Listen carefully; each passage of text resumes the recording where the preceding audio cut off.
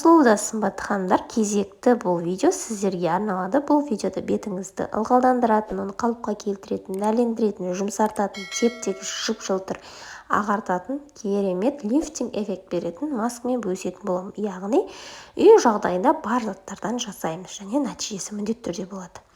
Бізге жұмыртқа қажет болады ханымдар. Мен жұмыртқаның сарысын қолданамын. Ал егер бетіңіз майлы болатын болса, немесе аралас болатын болса, жұмыртқаның ағын алуға кеңес беремін.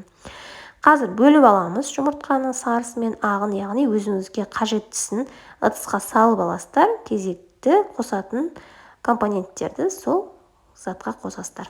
Ал егер жұмыртқаның ағын алатын болсаңыздар, кішкене шанышқымен немесе венчикпен көпіртіп алуға кеңес беремін. Мен бүгін сарысын алдым, ал ағын бөлек қойып қоямын. Онымен күшті маска жасауға болады. Оның сілтемесін жоғарыда қалдырамын.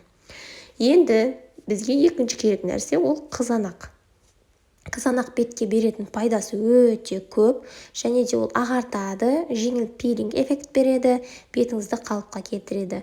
Мен бір ас қасықтай қызанақтың суын қостым жұмыртқаның сарысына. Екеуін жақсылап араластырып аламын да, үшінші бізге ұн қажет болады. Мен кәдімгі нанға қолданылатын ұнды қолданамын. Бір ас қасықтай аламыз.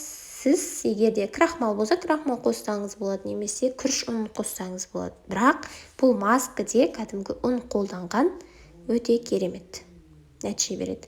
Үшеуін жақсылап араластырып аламыз. Егер бетіңіз қатты құрғақ болатын болса, осы кезде өзіңізге ұнайтын майдан 5-6 тамшы қоссаңыздар болады. Мен май қоспаймын, менде қалыпты кожа, сондықтан ешқандай май қоспаймын. Бұл масканы жағардан алдын бетіңізді жақсылап умывалкамен жуып, тоникпен сүртіп дайындап алыңыз. Сол кезде маска әсерін жақсы береді. Және де бетке жақып болғаннан кейін ханымдар 20 минуттай жатуға кеңес беремін шалқадан. Және де сүлгі болады ғой, соны жақсылап орап алып, мойныңыздың астына қойып жатсаңыздар, лифтинг эффект береді. Бұл масканы 20-30 минут ұстасақ болады. Одан кейін жылы сумен жуып тастаймыз. Енді жұмыртқаның сарысы болғаннан кейін кішкене жуылу қиындау болады. Сонда да жылы сумен жақсылап жуып, артынан кішкене крем жағып қоямыз. Өйткені білесіздер, табиғи маскалар бастапқы кезде кішкене тартып тұрады. Сол кезде құрғақтық сезімі бізде болмау керек. Одан кейін барып біз маскадан кейін міндетті түрде крем жағамыз. Бұл масканы аптада 2 рет жасасаңыздар болады. Курсы 1 айда қамтиды.